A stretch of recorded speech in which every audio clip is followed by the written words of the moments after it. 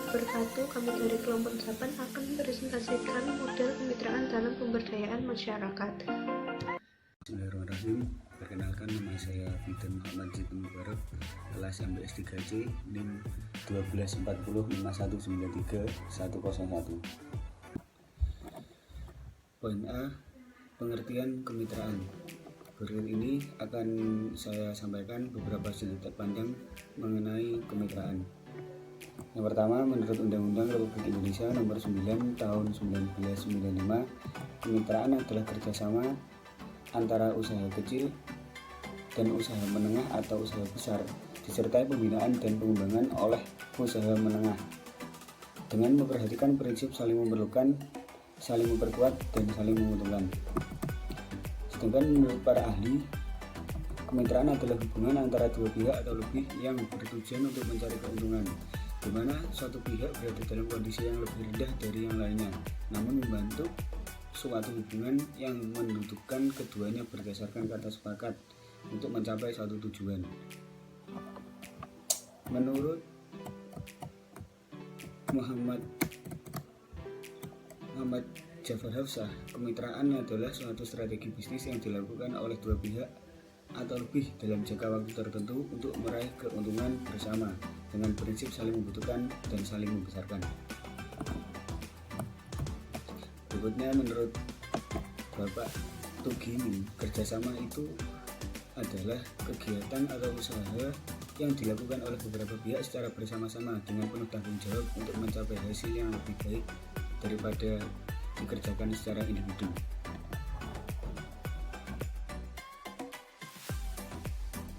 Perkenalkan, nama saya Ferdi Pradana Handiwibowo dari kelas MBS 3C, NIM 124051931112.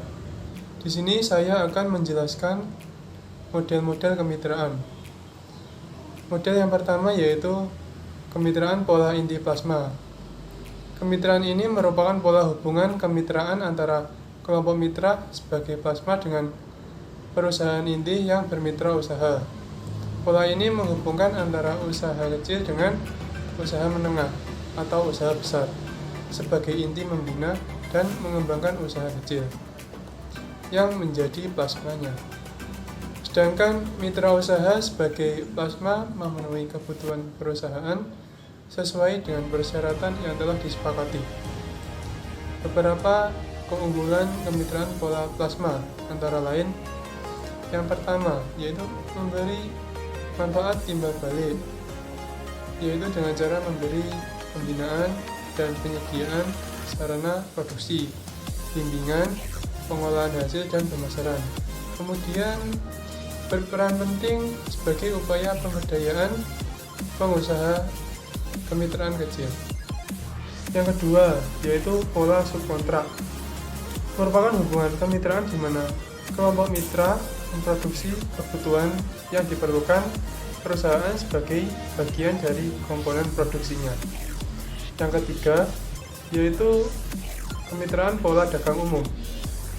Kemitraan ini merupakan hubungan kemitraan di mana mitra usaha memasarkan hasil dengan kelompok usaha yang mensuplai kebutuhan yang diperlukan perusahaan.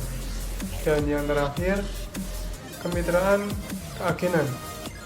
Pola kemitraan ini merupakan salah satu bentuk hubungan kemitraan di mana usaha kecil diberikan hak khusus untuk memasarkan barang dan jasa dari usaha menengah atas usaha besar sebagai mitranya.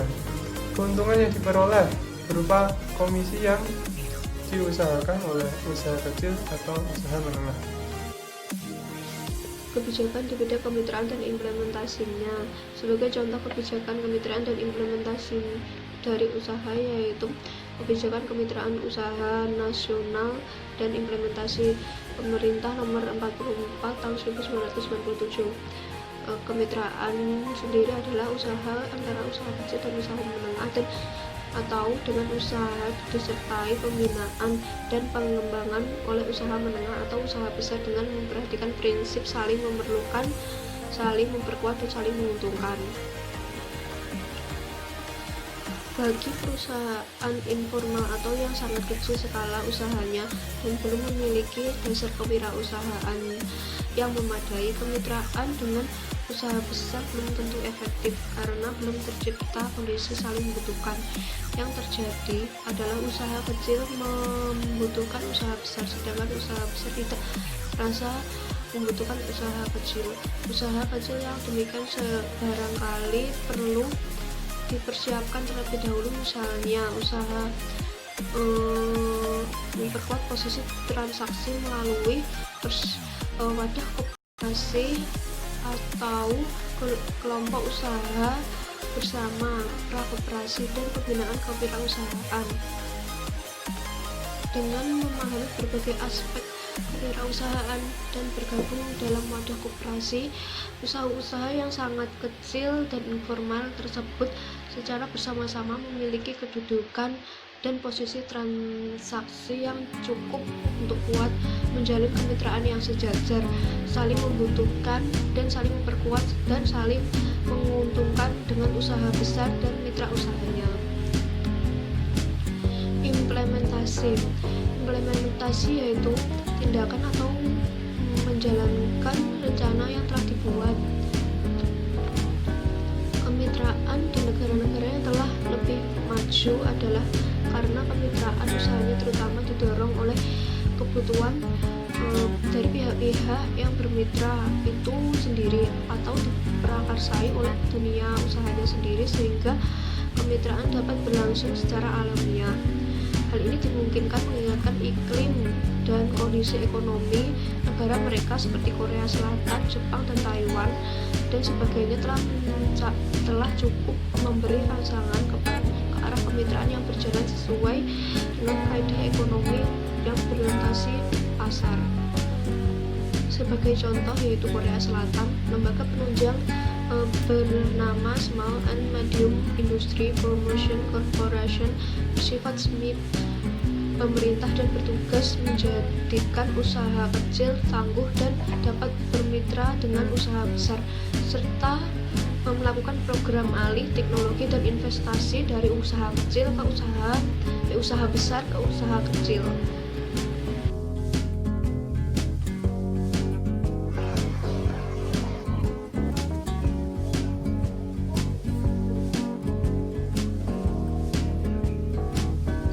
Assalamualaikum warahmatullahi wabarakatuh. Perkenalkan, nama saya Muhammad Pando Arifin. Saya dari kelas MBS 3C dengan NIM akhir 135. Nah, bertemu dengan saya di sini, saya akan sedikit memberi informasi tentang mata kuliah pemberdayaan ekonomi. Saya di sini akan menjelaskan di materi tentang waralaba. Apakah itu waralaba? Waralaba adalah bentuk kerjasama bisnis yang pada dasarnya tidak ada yang dirugikan satu sama lain. Kita langsung ke contohnya. Jadi contohnya seperti ini. Ada seorang yang bernama Pak Kacong yang memiliki usaha warung sate yang laris dan memiliki tempat yang memungkinkan untuk lebih ramai dari sebelumnya. Di sini Pak Kacong ingin mengembangkan usaha warung satenya dengan sistem waralaba.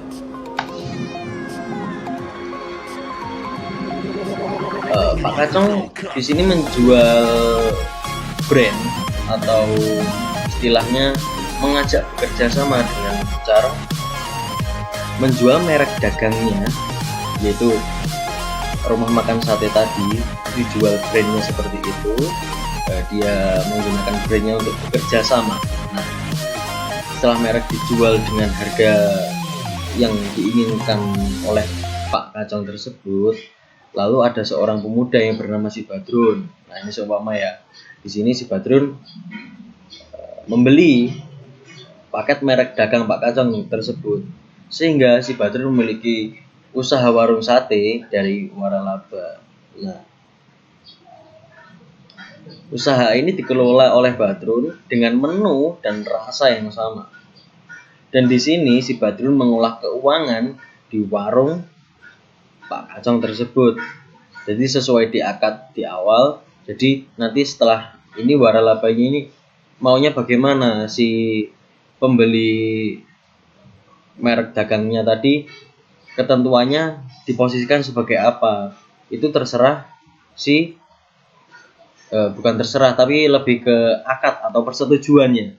Nah, setelah itu hasil dari usaha yang didapatkan oleh Pak Badrun dan si Kacong tersebut ya karena jadi dari waralaba tadi, jadi usaha itu jadi milik bersama, jadi seperti kerjasama seperti itu. Nah, setelah itu hasil usaha tersebut dibagi menjadi dua, yaitu untuk Badrun dan untuk Pak Kacong yang tadi menyetujuinya. Kurang lebih seperti itu. Mungkin nanti kalau ada yang belum paham silahkan ditanyakan kepada saya. Terima kasih. Ada kurang lebihnya mohon dimaafkan. Billahi taufiq wal hidayah. Wassalamualaikum warahmatullahi wabarakatuh.